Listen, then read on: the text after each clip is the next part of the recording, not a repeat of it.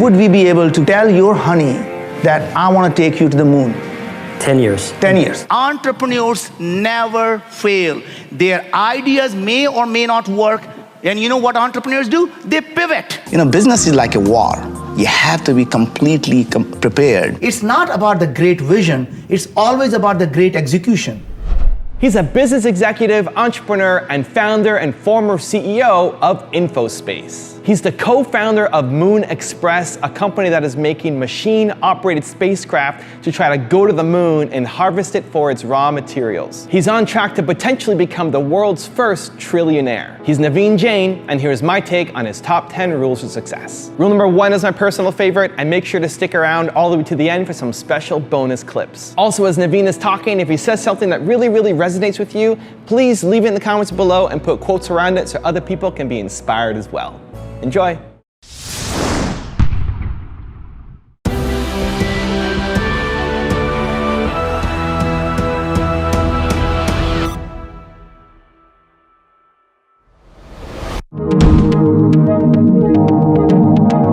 At a compound in Mountain View, California, internet billionaire Naveen Jain is hatching a plan that could make him the world's first trillionaire. Naveen, good to see you, my friend. Good. So Naveen, the team is working hard, as it usually is. Of course. So we're going to land on the moon somewhere around here, close to where the Apollo spacecraft landed at the equator. How did you pick that area? Well, first of all, it's on the near side, so it's easily accessible from Earth. It's an area, the dark area are actually regions of lava plains, so they're not mountainous. Not so long ago, it was the Soviet and America's superpowers that were locked in a race to land on the moon. Now it's Bob and Naveen who are leading the competition to mine precious metals from its surface. Are we still on track to land on the moon by 2015? We're still on track, Naveen. Initially, we thought the mission was going to cost us about $100 million. Do you think we can bring the cost down to, say, $50 to $60 million now?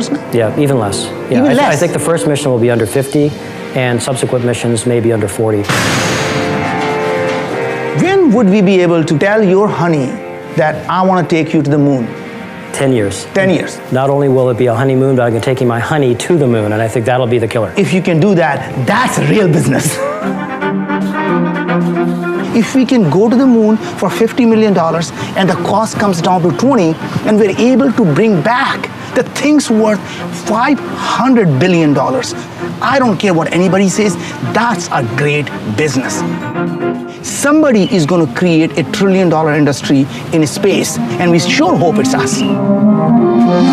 When you tell somebody what you're doing and they don't think it's a crazy idea, then you're thinking too small. So when you walk up to a party and people say, what do you do? Well, I mine the moon. Well, that's crazy. Well, I'm thinking big. As a young entrepreneur, I learned several valuable lessons. But I think the most valuable lesson I learned was trusting your own gut instinct. It's not about the spreadsheets. It's not about the numbers. It is about what you feel in your heart. Just remember, there's so many variables in the real life. A spreadsheet can never capture them. The brain only works on the logic of zeros and one, and it doesn't know how to deal with a lot of the gray areas. Your gut, your heart, is a chemical computer. It computes things on a fuzzy magic, fuzzy logic.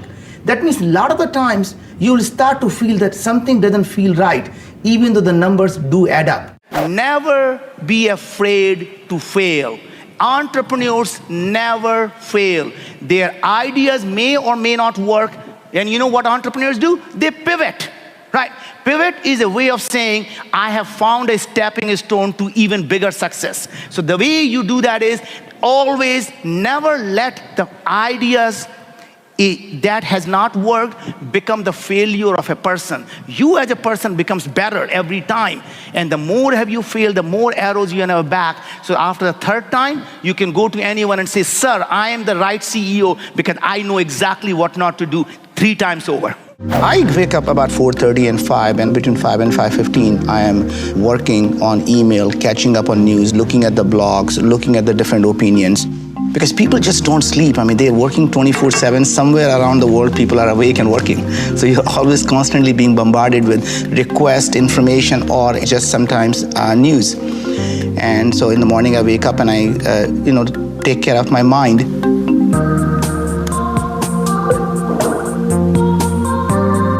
and then after that I work out, and that's taking care of my body. And then I do meditate before I go to work, so that takes care of my soul. You know, business is like a war. You have to be completely prepared, and unless you have mind, body, and soul really all ready for it, you just can't fight that battle. Don't limit yourself. Go out and pursue your dreams.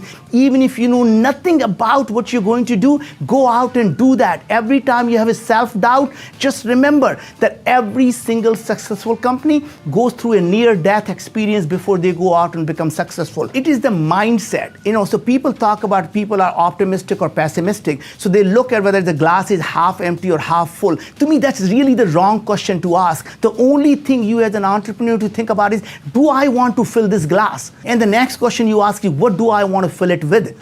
It doesn't matter what it looks like. Your job is to imagine and dream about what you want it to be. The biggest problems are really the social problems. And if you can solve them, it's a massive opportunity. Dream so big that people think you're crazy, and never be afraid to fail. If you want to make $1 billion, all you have to do is solve a $10 billion problem. So go out and find a way to provide the fresh water to the humanity. Go out and find a clean solution for energy. Go out and find a solution to agriculture. Find a solution to poverty. All of these are $100 billion problems. So don't think of them as a problem. Think of it as a great entrepreneurial opportunity. And solving any of these problems will make you a billionaire. Another valuable lesson I learned was being persistent while being flexible. A lot of entrepreneurs spend way too much time writing a business plan rather than really doing things. As you are continuing to execute, you will find new things. You will learn new variables. The trick is to have your business plan which only provides you the guidelines but not the roadmap. Because as you are going out and doing things in real world, you will find things will never ever turn out to be the way you expected them when you started a business. So don't try to stick to your business plan or spend too much time writing a business plan, but learn as you are executing on a business plan, and you will find yourself to be successful. For Naveen, the billionaire formula is simple. What makes a successful person? They go out and solve big problems. So you know how to make $1 billion? You solve a $10 billion problem. Having already made his billions, he now unashamedly wants to use his business brain to change our world. Let's focus on education, healthcare, energy, shortage of water, shortage of food, and I'm going to tell you how innovation and entrepreneurship can solve each of these problems. Let's look at education. Imagine if you are able to use a $25 tablet and build some type of a game that's more effective than a private tutor, and it's more addictive than the most addictive video game. Think about it. One day, a child is going to come to the mother and say, "Mom, can I just play one more hour of math? Because I enjoy it so much." Naveen has a knack of putting people under his spell, making his mission to solve some of mankind's biggest problems seem plausible in space and on Earth. What if we can build an artificial intelligence system that can be used by a village girl? She'll be able to go door to door and able to diagnose the diseases where there are no healthcare, there's no hospitals, there are no doctors. These are big ideas that could turn a big profit, but some of them seem a bit far-fetched. What if we take a 3D printer on the moon, and somebody can go out and send the DNA of a bacteria or a virus, and we print it right there and leave it on the moon and watch it grow? Right. These ideas, they're a bit out there, aren't they, Naveen? Don't people think you're just a bit mad? Well, the point is that the reason they think it's mad, because they don't know it's already happening. The things that used to be science fiction are now becoming science reality. So I think in a lot of the times, and this is just, it's totally off the topic, but people come to the conferences with agenda. They have a hidden agenda. They want to get something done. They want to be politically correct. They cannot be themselves. And they are told, never be vulnerable. Imagine what? You do not build the deep relationship with a person unless you can be vulnerable. Unless you can share your emotional connection with a person, you can never build deep connection.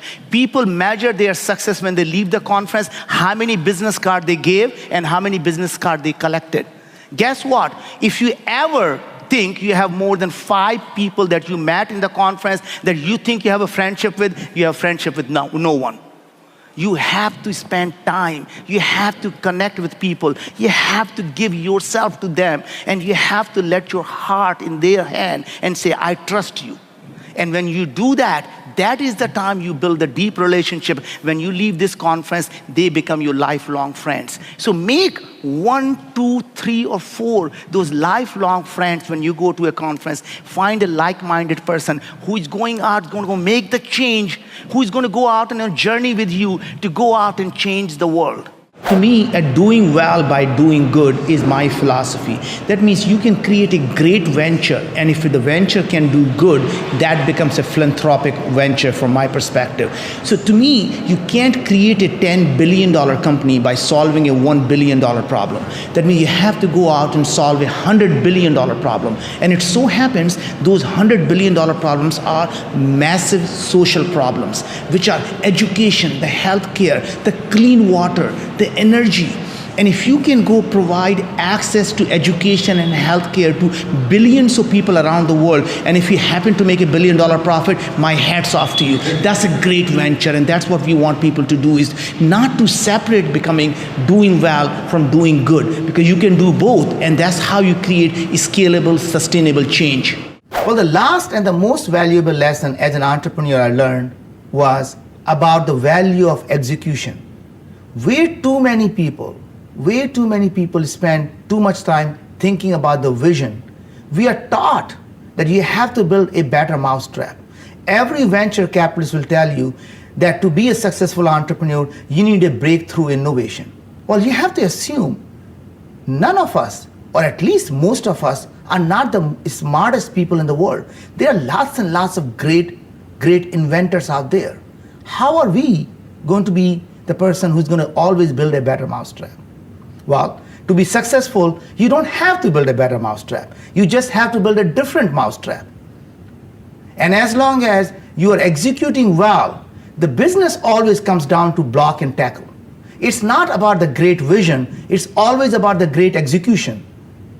And you can always succeed by out-executing your competitors, not necessarily having the best product in the marketplace.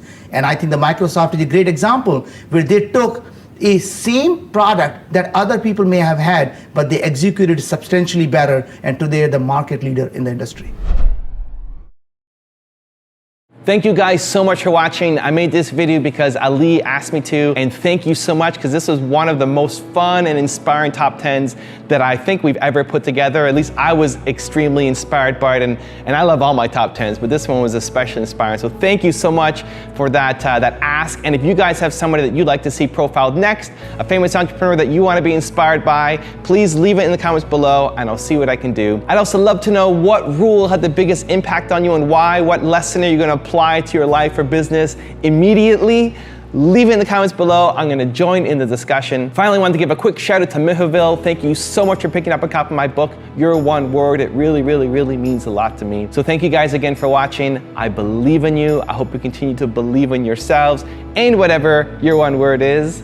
Much love. I'll see you soon.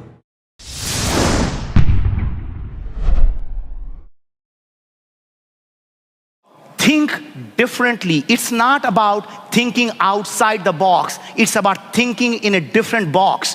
If you become an expert in your field, you become absolutely useless in your field, because the day you become an expert, you become incrementalist. You think about incremental evolution. So if you want to disrupt something, go out in a completely different industry that you know nothing about, because then you're thinking in abstract. So never be afraid to talk about your problem to someone who knows nothing about your industry, because they will come up with the ways that you have never thought before. Making money is a byproduct of doing things that you really enjoy doing. It is never a goal in itself. And it's like having sex and orgasm. You have to enjoy the process and not focus on the end goal. People actually who focus on end goal, like getting an orgasm, never get one. As I was in college, I learned a couple of valuable lessons. One of them was passion. We have a lot of distractions in life, but there's something that is really important to us. We spend our waking hours and our sleeping time all thinking about that particular thing. Once you find that passion, you will find that it's no longer a work. it becomes your life. It consumes you. So find something that you're really, really excited about and devote your life to it. If you want another amazing video highlighting excellence in the Indian community, check it out right there next to me. I think you'll enjoy it. Continue to believe, and I'll see you there.